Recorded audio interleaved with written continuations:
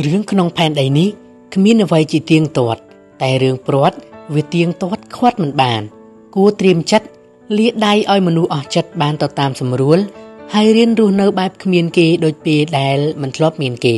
កុំទៅទួញសោកឬខូចចិត្តអីកុំឲ្យមនុស្សដែលចាក់ចេញនៅសល់តម្លៃបើគេទៅគេអស់តម្លៃយើងមិនឲ្យតម្លៃមនុស្សប្រែពណ៌មនុស្សចិត្តខ្យល់ឡើយមនុស្សដែលដើរចេញមនុស្សដែលធ្វើឲ្យយើងយំគេនោះមិនមានតម្លៃទៀតឡើយពេលស្រឡាញ់គ្នាសន្យារួចហើយ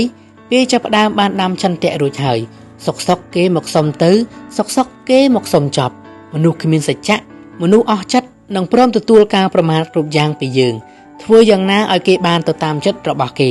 ឲ្យគេទៅឲ្យការប្រមាថទាំងឡាយដែលគេសមនឹងទទួលមនុស្សល្អមនុស្សថ្លៃថ្នូរគេនឹងរក្សាសច្ចៈគេមិនបោកប្រាស់មនុស្សសញ្ចេតនាអ្នកណាទេហើយមនុស្សរឹងមាំគេនឹងមិនបោះបង់ឆន្ទៈមិនក្បត់សន្យាដែរបើគេក្រឡាស់ហើយលែងដៃគេទៅឲ្យគេទៅណាទៅ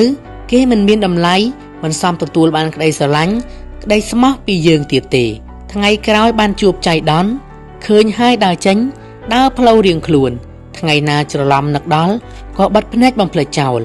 មនុស្សមិនសូវថ្លៃមិនសមឲ្យមាននៅក្នុងការចងចាំរបស់យើងទេអត្ថបទអ្នកនិពន្ធរតនា